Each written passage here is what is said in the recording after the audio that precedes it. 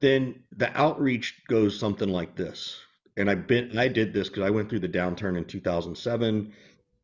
I've done it a couple of times since. I've trained some people on how to actually do this, and they're telling me within the last 90 days it's still working. So I'm very comfortable with this. First thing is, so yes, you apply online, right? If you've got their personal email, you also send it to the email.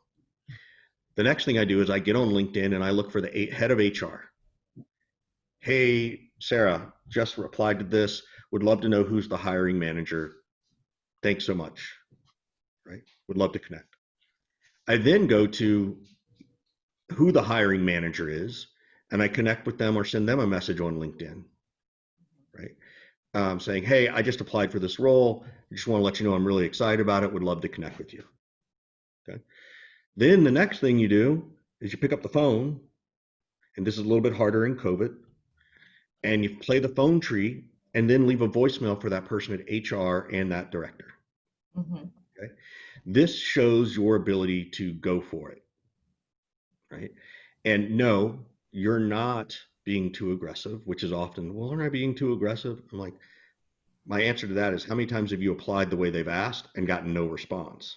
I'm like, yeah, all right. And I'm like, well, then you're not being too aggressive. If they can't recognize that you're being passionate about it, then that's also a buying signal for you that maybe I don't need to work for someone who doesn't get it.